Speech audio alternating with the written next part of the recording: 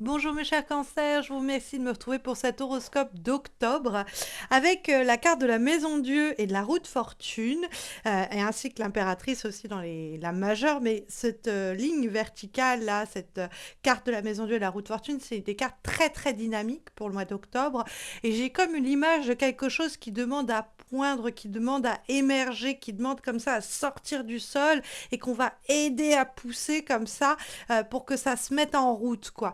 Il y a vraiment comme l'éruption de quelque chose. Il y a quelque chose un peu de volcanique dans votre mois d'octobre.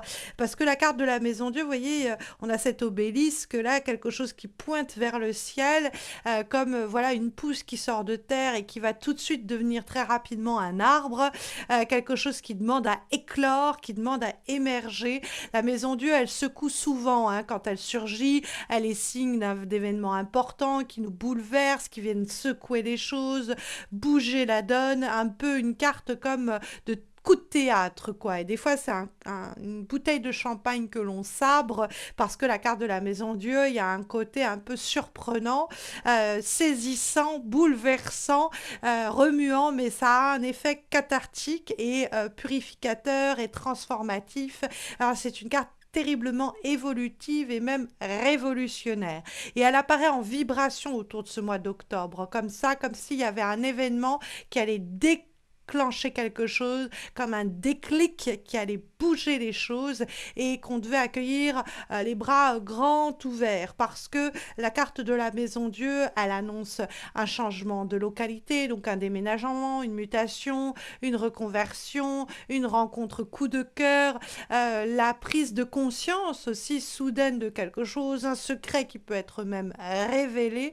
Et cette révélation, elle met en branle, elle met en mouvement quelque chose de novateur. C'est comme si on avait, une fois qu'on avait mis la clé, il y a tout un truc de serrure qui se met en œuvre et puis ça s'ouvre, quoi.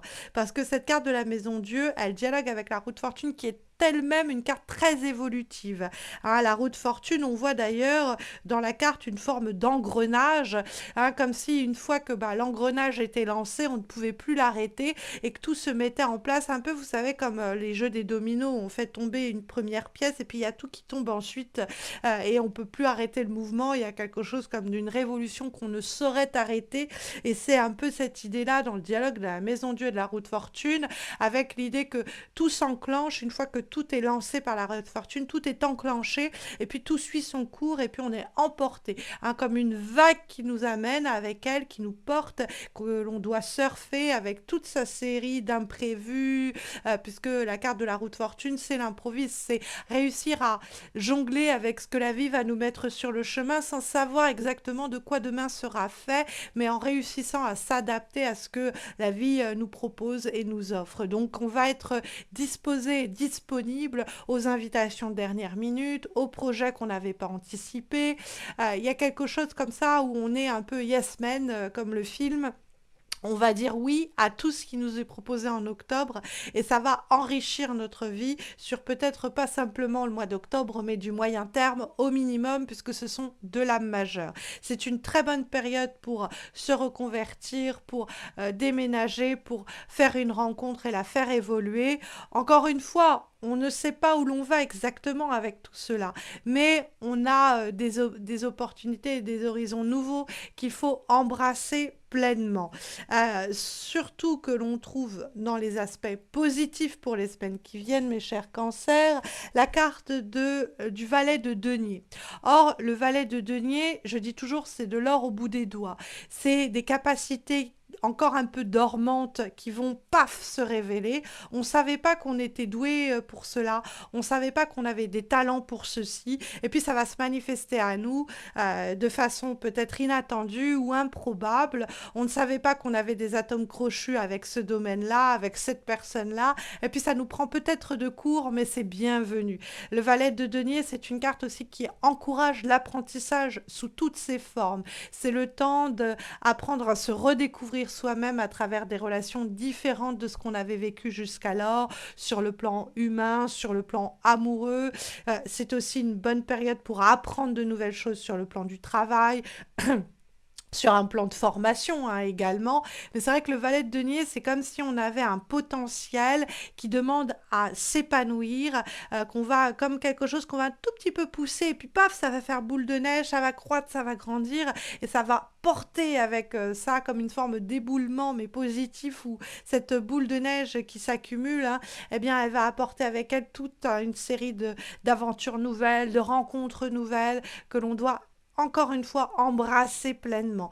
La carte du valet de denier, ça peut être quelqu'un qui en est la cause, un signe de terre, vierge, taureau, capricorne, qui arrive comme ça, comme une météore, une fusée, une étoile filante dans votre quotidien de façon inattendue et qui vous propulse vers des aventures nouvelles, inédites et bienvenues et bienfaisantes, hein. Donc ça peut être quelqu'un de plus jeune que vous, quelquefois, sinon plus simplement d'inexpérimenté que vous. C'est quelqu'un qui arrive, sinon qui est une jeune pousse dans votre environnement. C'est-à-dire que c'est quelqu'un que vous ne connaissiez pas il y a encore quelques mois, quoi. Donc quelqu'un de tout neuf, entre guillemets, dans votre entourage.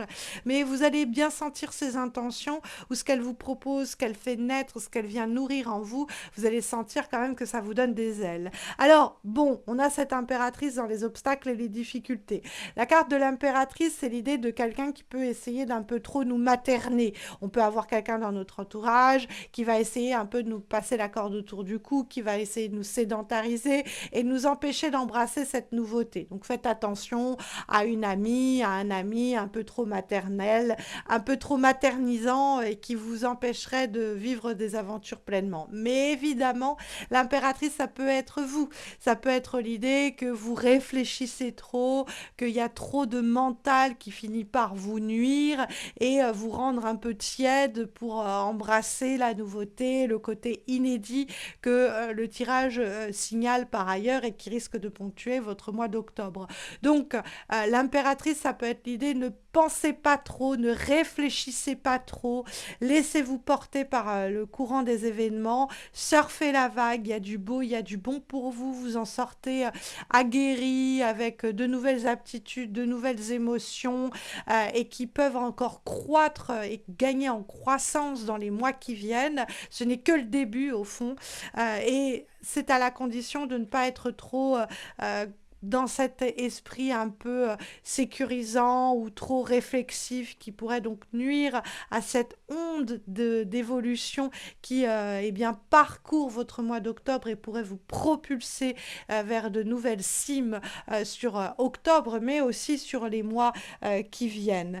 On a en effet comme avant-dernière énergie et information pour les semaines qui viennent, une lame issue d'un oracle, celui de Flower Medicine, et nous avons la carte de la narcisse avec la question, avec l'intitulé Rebirth, la question de la renaissance. Alors, Rebirth, c'est vrai que ça peut être aussi l'idée de résurrection, quelque chose qui revient à la vie, quelque chose qui revient au goût du jour. Mais ça peut être plus simplement que vous vous sentez pousser des ailes, qu'il y a une partie de votre vie qui était un peu apathique, amorphe jusqu'alors, qui reprend vie, qui vibre à nouveau et qui doit être poussée, explorée dans les semaines qui viennent. Puisque cette carte de la Renaissance, cette carte-là est un symbole du printemps. C'est l'idée qu'il y a quelque chose en vous qui bourgeonne et qu'il y a des nouveaux départs, des nouveaux potentiels, des nouvelles aventures qui ne demandent qu'à pleinement bourgeonner et pleinement s'épanouir. Donc il y a quelque chose que l'on doit aider à s'accomplir, que l'on doit aider à faire bourgeonner au cours des semaines qui viennent, au cours de ce mois d'octobre. Et puis toutes les personnes qui vont faciliter cette renaissance, il faut leur laisser une place de choix et écouter ce qu'elles ont à vous offrir et à vous proposer. Puisque nous avons comme dernière information, conseil et recommandation pour ce mois d'octobre, eh bien une lame cette fois-ci mes chers cancers, issue de l'oracle de la sorcière, et nous avons le rituel de la révélation de la sorcière. Donc comme si quelque chose était révélé ou se révélait à vous, rappelez-vous que cette carte de la maison Dieu nous le signalait déjà, et donc ça peut être des qualités qualités, des talents, des dons qui demandent à se manifester, que vous devez découvrir, que vous devez mettre à jour et vous devez transformer ces potentiels, ce talent en des capacités concrètes, en tout cas sinon les révéler au monde extérieur, sinon c'est des émotions qui demandent à se révéler à vous, des histoires, des aventures, des expériences qui doivent vous permettre de vous incarner, on pourrait dire encore plus clairement ici-bas, hein, le côté de l'incarnation qui prend forme et vie dans la question aussi de la chair, dans donc le concret quand on est sur Terre. Sur le plan relationnel, amoureux et sentimental, sachez que je vais poster courant octobre des guidances amoureuses pour cette fin d'année, novembre, décembre, mais aussi octobre.